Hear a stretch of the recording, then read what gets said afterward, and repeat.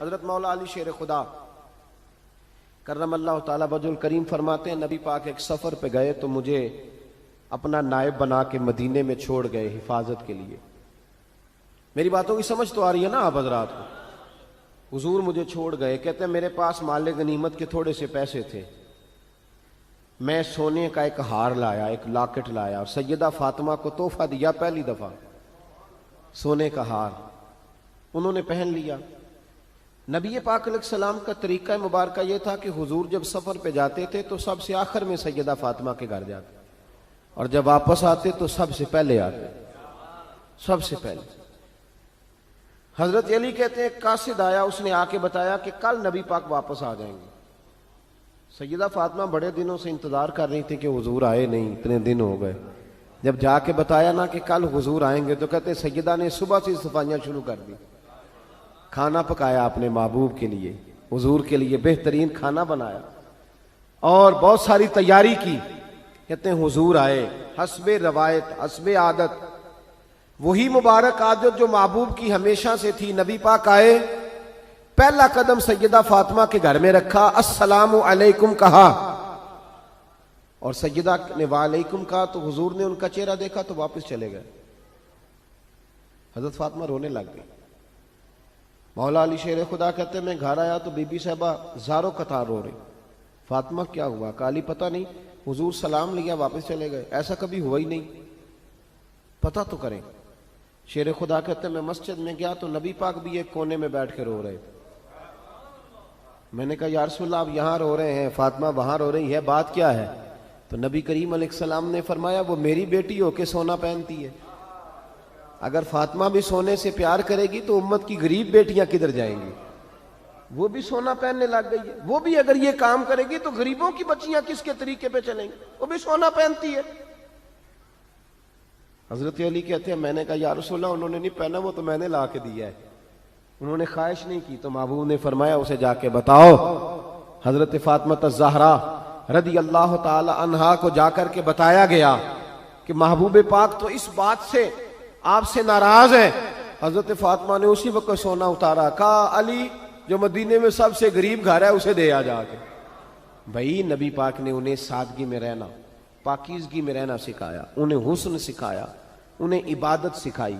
نبی پاک علیہ السلام، یہ تو ساری دنیا بیان کرتی ہے کہ امام حسین نبی پاک کے کندھے پہ بیٹھ جاتے تھے سجدے کے عالم میں تو 72 تسبیحیں حضور پڑھتے تھے. پتہ ہے حضور سکھاتے کیا تھے؟ نبی پاک امام حسین کو سجدہ کرنا سکھا رہے تھے.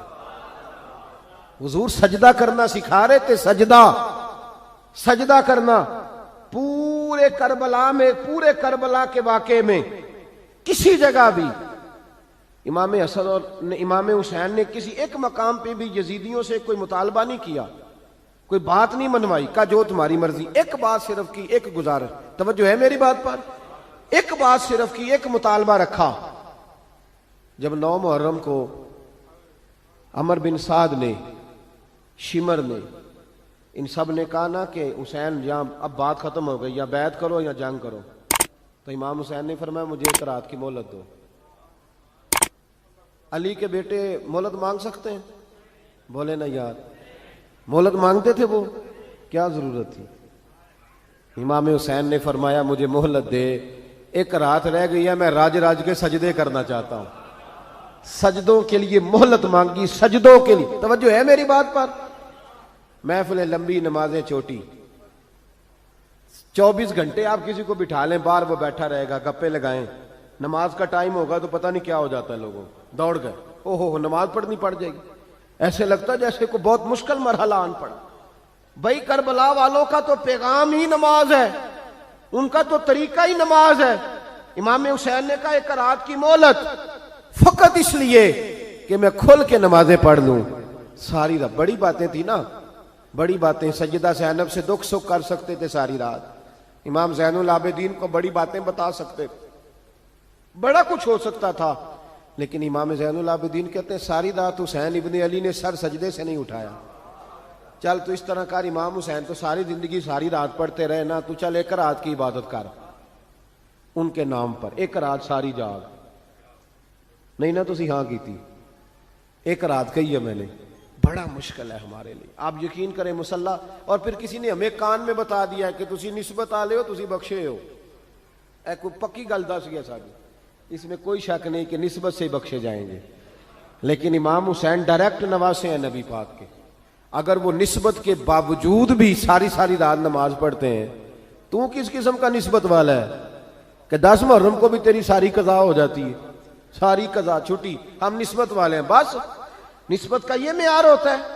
نسبت کا معیار یہ ہوتا ہے کہ جو محبوب نے کیا وہ ہم نے کر کے چھوڑنا ہے، وہ کام کرنا ہے. اور پھر اہل بیت نبوت کا اسوہ حسنہ پردہ ہے. پردہ بڑی گمراہی آ گئی ہے امت میں. اب جو بچی ایم بی اے کر لیتی ہے وہ سب سے پہلے یہ مطالبہ کرتی ہے کہ ہمارے حقوق برابر کے.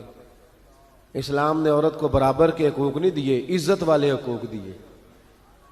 کون سے حقوق دیے بولیے؟ میں ایک یونیورسٹی میں تھا تو ایک بچی نے پیغام دیا، کہنے لگی جی، بچیاں بھی تھی پردے میں بیٹھی ہوئی، لیکچر یونیورسٹی میں ہو رہا تھا، تو اس نے کہا جی عورت کا تو گھر ہی کوئی نہیں ہوتا، عورت کا تو گھر ہی کوئی نہیں، تو ہم کدھر جائیں؟ میں نے کہا چلیں ادیبانہ انداز میں یہ بات درست ہے لیکن حکیمانہ انداز میں درست نہیں. عورت کی تو اللہ تعالیٰ نے ذمہ داری بڑی شاندار رکھی ہے. جب تک باپ جوان ہوتا ہے نا، توجہ ہے میری بات پر، جب تک باپ جوان ہوتا ہے تو بیٹی اس کے گھر رہتی ہے.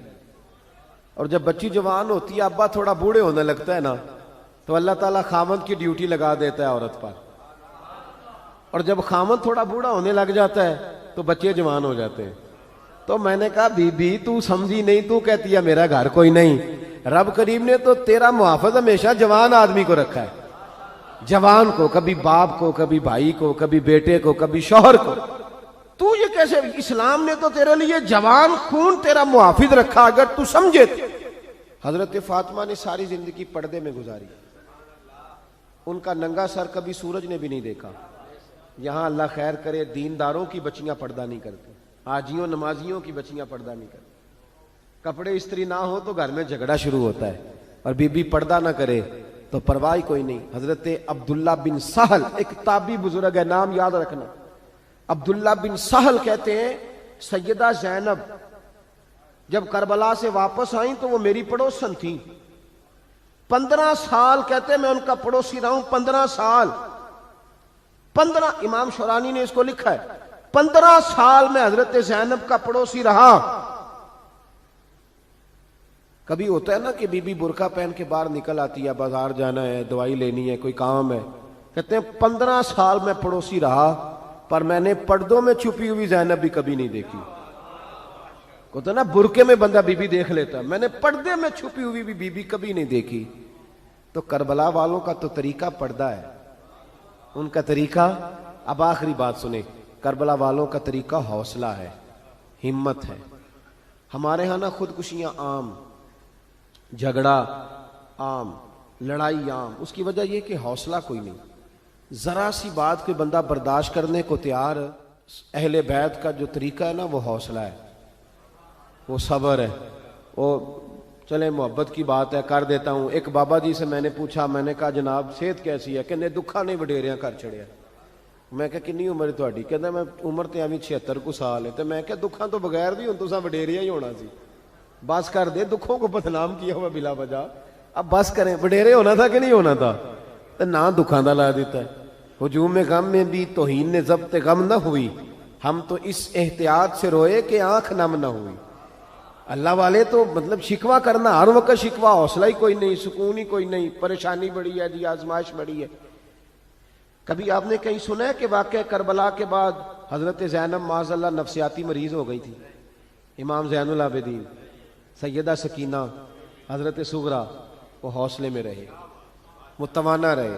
امام زین العابدین نے اس کے بعد بھی کئی دفعہ پیروں میں بیڑیاں پہنی، کئی دفعہ. سادات کا خاندان چلا. یہ جو داتا علی اجویری نے آ کے آپ کو کلمہ پڑھایا یہ بھی سید زادے، سیدوں کا قافلہ رکا نہیں. یہ خواجہ اجمیری بھی سید زادے، غوث پاک جیلانی بھی سید زادے. یہ سادات کا سلسلہ چلتا رہا.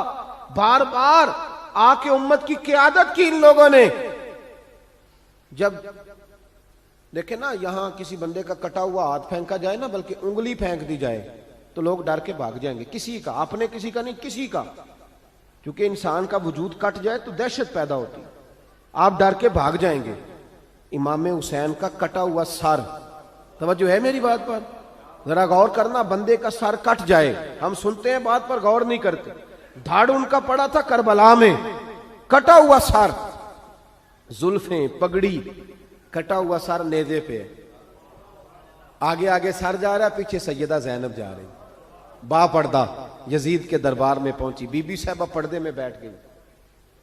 یزید کہنے لگا دیکھ لو، اللہ نے مجھے عزت دی اور میرے دشمنوں کا معاذ اللہ کیا حال ہوا۔ جب اس نے یہ کہا نا تو حضرت نعمان بن بشیر صحابی بیٹھے تھے، اور ساتھ کہتے ہیں میرے ایک نابینا صحابی بھی بیٹھے تھے۔ حضرت نعمان بن بشیر کہتے ہیں کہ جب اس نے یہ کہا نا کہ اللہ نے مجھے عزت دی اور نقل کفر کفر نہ باشد، میرے دشمنوں کا یہ حال ہوا، تو کہتے ہیں سیدہ زینب وہاں سے اٹھ کے کھڑی ہو گئی، با پردہ سیدہ زینب کھڑی ہوئی، اور فرماتے ہیں اس طرح نہیں کھڑی ہوئی کہ بیویاں روتی ہیں تو کہتی ہیں ہائے یہ ہو، اس طرح نہیں، حوصلہ، ہمت، اور جس طرح کوئی سیاںا خطیب خطبہ پڑھتا ہے اس طرح سیدہ نے خطبہ پڑھا، پہلے اللہ کی حمد کی، پھر نبی پاک پہ درود پڑھا، اور پھر قرآن پاک کی آیت پڑھی وَتُعِزُّ مَن تَشَاءُ وَتُذِلُّ مَن تَشَاءُ، یہ آیت پڑھی۔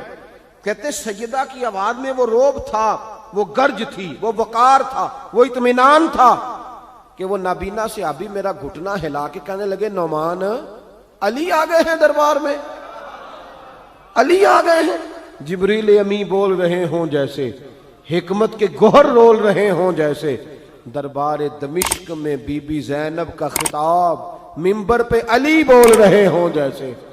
کہا یہ تو حضرت علی کی آواز، علی آ گئے کیا، علی آ گئے؟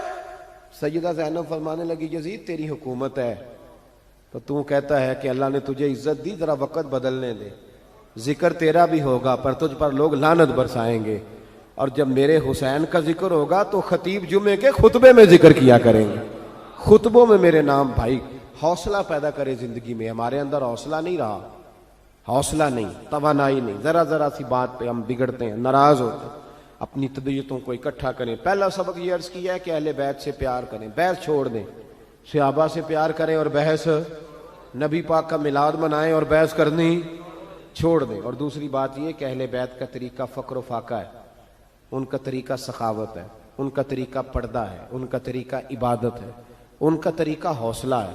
حوصلہ مند زندگی گزاریں، توانائی والی زندگی گزاریں۔